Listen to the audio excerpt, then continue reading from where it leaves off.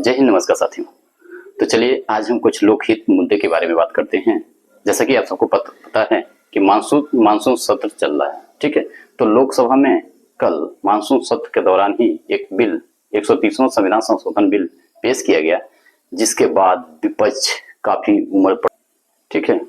और एक तरीके से देखा जाए कि इसका विरोध क्यों हो रहा है, तो चलिए इस बिल के बारे में ही बात करते हैं। देखिए, ये संशोधन बिल जो है, इसके तहत कोई भी नेता, मंत्री या मुख्यमंत्री ही क्यों ना हो, वो यदि 30 दिन तक जेल में रहता है तो उसकी सदस्यता क्या हो जाएगी, समाप्त हो जाएगी, और वह उस पद से भी क्या हो जाएगा, समाप्त समझा जाएगा। यानी यदि कोई मुख्यमंत्री है तो वो मुख्यमंत्री नहीं रहेगा, किसी पद यानी कोई मंत्री है तो मंत्री नहीं रहेगा। तो आखिर इसकी जरूरत क्यों पड़ रही है बीजेपी वालों को?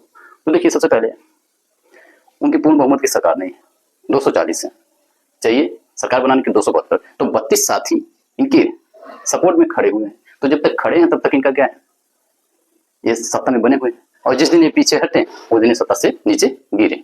तो इन लोगों को डर वही सता रहा है कि इसीलिए ये देखिए, इस बिल को ये पास तो नहीं करा सकते क्योंकि इनके पास मेजोरिटी है नहीं, ठीक है।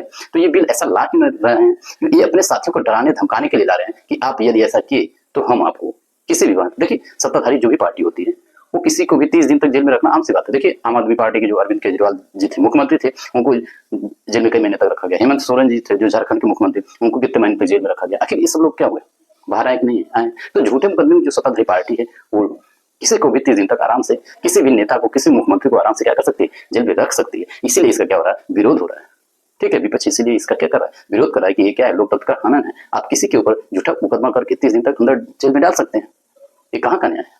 इसलिए इसका क्या हो रहा है, विरोध हो रहा है। और हमारे जो अमित शाह जी हैं वो कहते हैं कि हम देश में सुधार लाना चाहते हैं।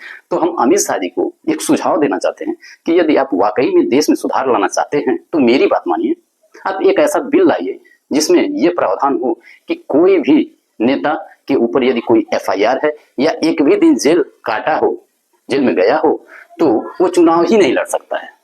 हाँ, चुनाव ही नहीं लड़ सकता है, न रहेगी बांस न बजेगी बांसुरी।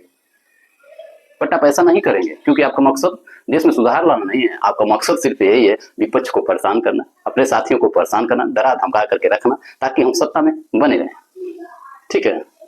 आपकी विद्वता पे मुझे कोई प्रश्न चिन्ह नहीं खड़ा कर सकते हम, बट क्योंकि आप 12वीं के बाद भारत के युवाओं को इंटर में एडमिशन भी करा देते हैं, ठीक है। तो आप थोड़ा सा यदि हमारा सुझाव मानिए तो ला दीजिए, बिल पास करा दीजिए। चलिए ठीक है, यदि हमारे साथियों को मेरी बात सही लगे तो लाइक करें, कुछ कमेंट करें और अपने दोस्तों के पास शेयर करें। नमस्कार।